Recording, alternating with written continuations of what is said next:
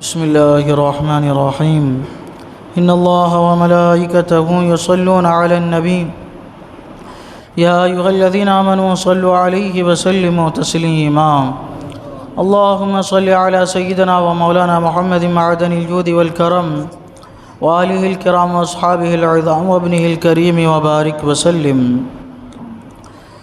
أعوذ بالله من الشيطان الرجيم. بسم الله الرحمن الرحيم. واذكر في الكتاب إسماعيل إنه كان صادق الوعد وكان رسولا نبيا وكان يأمر أهله بالصلاة والزكاة وكان عند ربه مرضيا.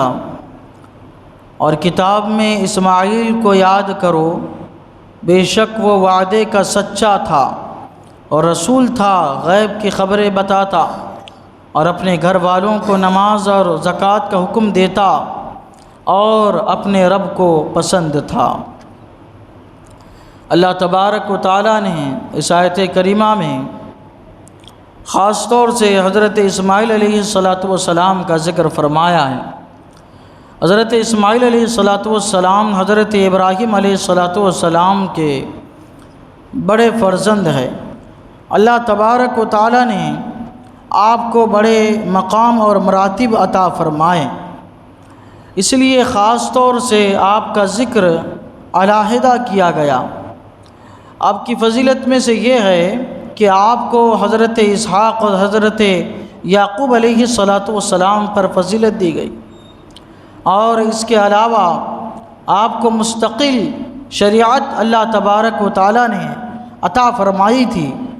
اور آپ کی خوبی یہ بھی تھی کہ آپ حضرت ابراہیم علیہ السلام کے ساتھ خانہ کعبہ کی عمارت کو بنانے میں شریک تھے.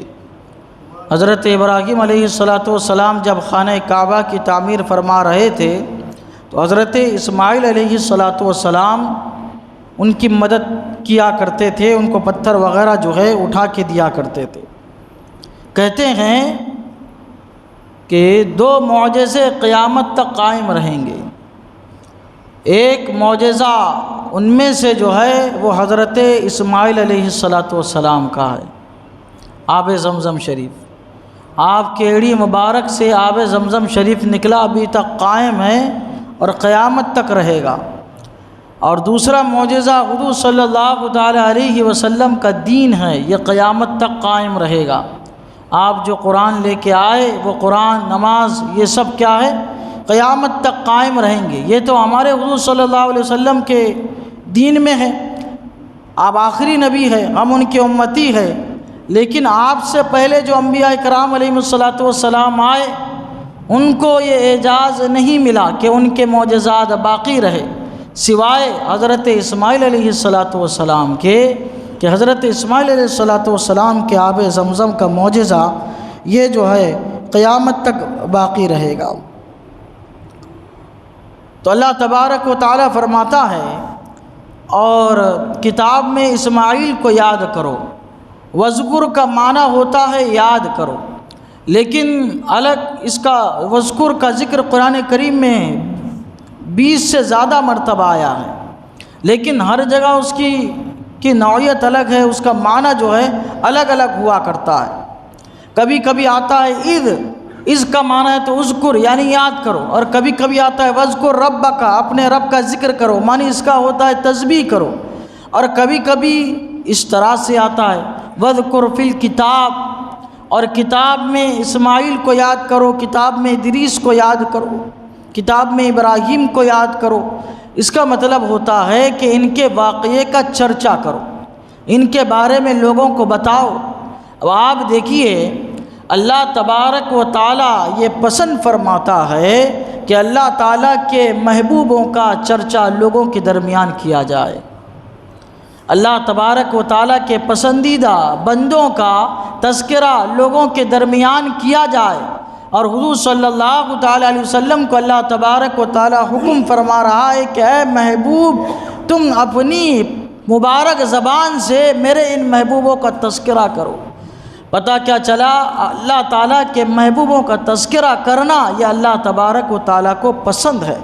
اس لیے ہم جو ہے انبیاء کرام علیہ الصلاۃ والسلام کا تذکرہ کرتے ہیں، ہمارے حضور صلی اللہ علیہ وسلم کے میلاد کا تذکرہ کرتے ہیں، میلاد کا تذکرہ نعت خوانی کی شکل میں کرتے ہیں، تقریر کی شکل میں کرتے ہیں، جلوس کی شکل میں کرتے ہیں، درود پاک کی محفلیں سجا کر آپ کا جو ہے تذکرہ کرتے ہیں۔ یہ اللہ تبارک و تعالیٰ کو پسند ہے۔ اللہ تبارک و تعالیٰ پھر آپ کی صفتیں بیان فرماتا ہے، بے شک وہ وعدے کا سچا تھا۔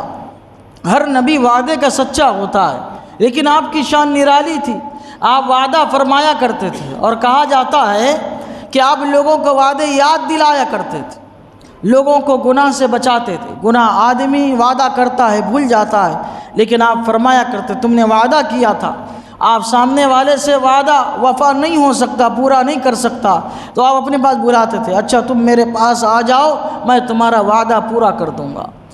حضرت اسماعیل علیہ السلام اپنے امتیوں کے لوگوں کی حاجت روائی فرماتے تھے، اور ایسا کہ ان سے وعدہ فرماتے تھے۔ ایک ہوتا ہے حاجت روائی کرنا، میں تمہارا کام کر دوں گا، لیکن ایک ہوتا ہے وعدہ کرنا، کام میں کر دوں گا۔ ہو سکتا ہے کام نہ کرے، بھول جائے، یا کوئی اڑچن آ جائے بیچ میں، لیکن وعدہ کرے تو اس کو پورا کرنا پڑتا ہے۔ اور کوئی نبی ایسا کر سکتا ہے کہ وعدہ خلافی کرے؟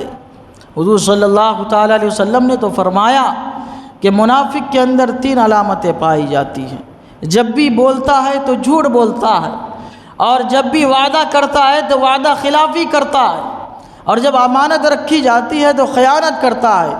یہ علامتیں ہیں منافقین کی۔ آپ نے فرمایا تھا مسلمان کے اندر یہ نہیں پائی جا سکتی، یہ منافقین کی علامتیں۔ جب ایک عام مسلمان کا یہ عالم ہے کہ وعدہ خلافی نہیں کر سکتا، تو پھر انبیاء کی شان کا کیا عالم ہوگا؟ وہ کیسے وعدے؟ تو آپ کیا کرتے تھے؟ لوگوں کو پریشان دیکھتے وعدہ فرماتے تھے، میں تمہاری پریشانی کیا کروں گا؟ دور کروں گا۔ اور مفسرین نے فرمایا ایک خاص وعدے کی طرف اشارہ ہے۔ کون سا وعدہ؟ جب آپ 9 سال کے تھے، آپ کے والد گرامی حضرت ابراہیم علیہ السلام نے جب آپ کو اللہ کے حکم سے ذبح کرنا چاہا تو آپ سے دریافت فرمایا کہ اے میرے بیٹے، میں نے خواب دیکھا ہے کہ میں تمہیں ذبح کر رہا ہوں، انی اذبحک فانظر ماذا تری، تو تم بتاؤ تمہاری کیا رائے ہے؟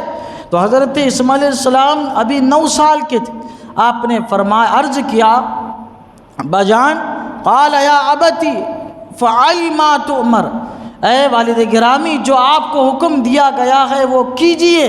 پھر آپ نے وعدہ کیا ستجدنی انشاءاللہ من الصابرین، ان قریب اگر اللہ چاہے گا تو آپ مجھے صبر کرنے والوں میں سے پائیں گے۔ آپ مجھے صبر کرنے والا، آپ چھری چلے گی تو انشاءاللہ میری زبان سے چوں چرا کے الفاظ نہیں نکلیں گے افتف کے، میں صبر کروں گا۔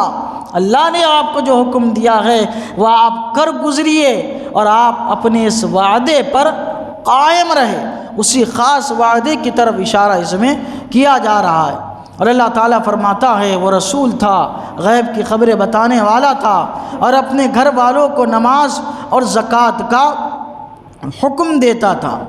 اپنی قوم جرہم کو، جن کی طرف آپ مبعوث ہوئے تھے، نماز اور زکوٰۃ کا حکم دیا کرتے تھے۔ اب آپ دیکھیے انبیاء کرام علیہ السلام کا اللہ تعالیٰ نے ذکر فرمایا، تو اور بھی انبیاء کرام علیہ السلام کا ذکر ہوا، تو وہاں پہ نماز کا ذکر خاص طور سے آیا۔ یہ بتایا جا چکا ہے کہ اللہ تبارک و تعالیٰ نے انبیاء کو حکم فرمایا کہ نماز قائم کرو۔ انبیاء بھی اپنی امتوں کو کہتے رہے نماز قائم کرو، نماز نہیں چھوڑنا ہے۔ تو آج کے دور میں یہ ڈھونگی بابا لوگ گھومتے پھرتے ہیں، کہتے ہیں ہم نماز نہیں پڑھتے، یا ہماری نماز فلاں جگہ ہوتی ہے، فلاں یہ سب دھوکہ ہے۔ ان کے چکر میں جو ہے وہ نہیں پڑھنا ہے۔ انبیاء کرام علیہ السلام سے کہا جا رہا ہے نماز پڑھو، نماز پڑھواؤ۔ اور زکوٰۃ کا بھی خاص طور سے حکم دیا گیا، یعنی یہ کہ مال کو صدقہ و خیرات کرنے کا۔ اللہ تبارک و تعالیٰ فرماتا ہے حضرت اسماعیل علیہ السلام کے بارے میں، وَكَانَ عِنْدَ رَبِّهِ مَرْضِيًّا، اور اپنے رب کو بڑا پسند تھا۔ حضرت اسماعیل علیہ السلام اللہ تبارک و تعالیٰ کے بڑے محبوب تھے۔ پسند تھے کا کیا مطلب ہے؟ ہمیشہ اللہ کی رضا پہ راضی رہتے تھے، اس کا مطلب یہ ہے۔ جو اللہ تعالیٰ چاہے. اب آپ دیکھیے کتنی بڑی چیز ہے ذبح کیا جانا. یہ تو انسان کی تاریخ میں یہ کام تو ہوا ہی نہیں تھا. یہ کیسا بھائی؟ آدمی تو پسندیدہ جانور کو اپنے سامنے ذبح ہوتے ہوئے نہیں دیکھ سکتا. آدمی خود ذبح ہو جائے یہ کیسا کوئی پسند کرے گا؟ لیکن آپ نے کیا کہا؟ ستجدنی انشاءاللہ من الصابرین. اگر اللہ تعالیٰ کا حکم ہے تو مجھے صبر کرنے والا آپ جو ہے پائیں گے. تو ایسی بہت ساری آپ کی ادائیں تھیں.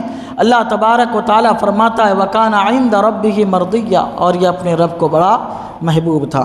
اللہ تعالیٰ کی بارگاہ میں دعا ہے قرآن شریف سیکھنے سمجھنے اور اس کے مطابق عمل کرنے کی توفیق عطا فرمائے. اشہد ان لا الہ الا اللہ واشہد ان محمدا عبدہ ورسولہ. صلی اللہ تعالی علی سیدنا محمد وعلی آلہ وصحبہ اجمعین برحمتک یا ارحم